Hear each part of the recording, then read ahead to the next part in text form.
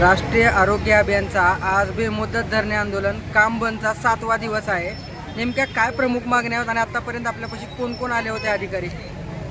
आतापर्यंत आमच्याकडे कोणीही आले नाहीत। आम्ही 19 तारखेपासून बेमुदत आंदोलन संपात सहभागी झालेले आहोत।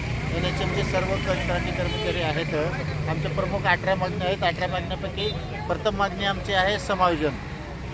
आता 14 मार्च 2024ला शासन निर्णय निघालेला आहे की 10 वर्ष आणि 10 वर्षाच्या पुढील जे कर्मचारी अधिकारी आहेत आणि त्यांना कायम शासन सेवेत समायोजन करून घेण्यात यावे म्हणून शासन निर्णय निघालेला आहे।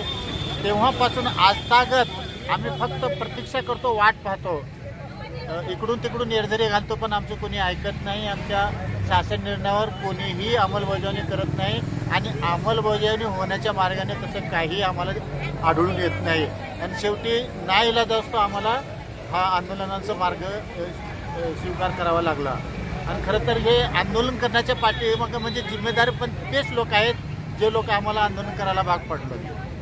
आमचं प्रमुख मागणी आहे की 10 वर्ष जे काही शासन निर्णय निघालेला आहे ते शासन निर्णयाची अंमलबजावणी व्हावी आणि बाकीचे जे काही कर्मचारी आहेत जे 10 वर्ष पूर्ण झालेले नाहीत त्यांचे पण जे काय आहे ते तुटपुंज्या मानधनावर काम करतात।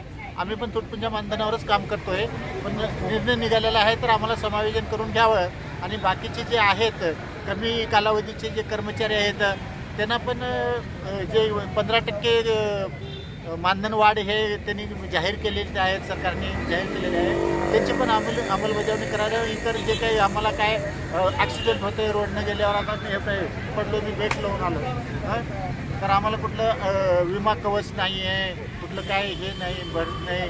मेडिकलमध्ये आमचे काय मुलं शिक्षणापासून वंचित राहतात कारण आम्ही मोठमोठ्या शाळेत पाठवू शकत नाही।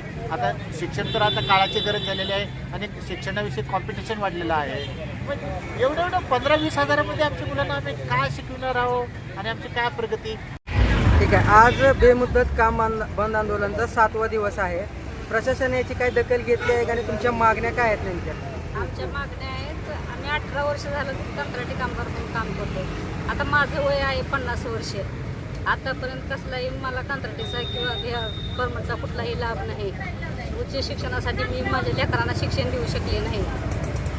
त्यामुळे सरकारनं कमीत कमी समान काम समान वेतन ही जरी मागणी आमची मान्य करावी। मग आता 7वा दिवस आहे, कोण प्रशासकीय अधिकारी किंवा प्रशासनाचा कोणता कर्मचारी आपल्यापर्यंत आले होते का अधिकारी? नाही। ठीक आहे, मग आता तुमचं पुढचं पाऊल काय असणार आहे? मागण्या तर 7 दिवस झालं, आमच्या या मागण्या मान्य झाल्याशिवाय आम्ही काम बंद आंदोलन मागे घेणार नाही। ठीक आहे, काम बंदचं आज 7वा दिवस आंदोलन चालू आहे। प्रशासनाने जी काय दखल घेतलेली आणि तुमच्या प्रमुख मागण्या काय आहेत? आमची प्रमुख मागणी शासन सेवेमध्ये समावेशन आणि आज 7वा दिवस आहे, अजून शासनाकडून आम्हाला काहीच दखल घेतली गेली नाही. तर शासनाने लवकरात लवकर दखल घ्यावी आमची, अन्यथा आम्ही याच्यापेक्षा तीव्र आंदोलन छेडू. ऑल महाराष्ट्रामध्ये हे आंदोलन चालू आहे.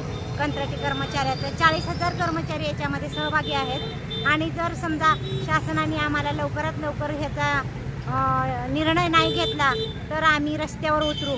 कारण जर रुग्णसेवेमध्ये काही अडथळा आला, कुणाच्या जीवाची हानी झाली तर याला जबाबदार शासन राहील. कारण आम्ही कोविड काळात सेवा दिली, त्यामुळे आज महाराष्ट्र संरक्षित आहे. तर अशीच आमची सेवा चालू असताना शासनाने जर आम्हाला लवकर न्याय नाही दिला तर जास्त कर्मचारी आमचे ह्या आंदोलनामध्ये आक्रोशतेनं उतरतील आणि शासन काय जर घटना घडतील हॉस्पिटलमध्ये तर त्याला सर्वस्व जबाबदार शासन असेल.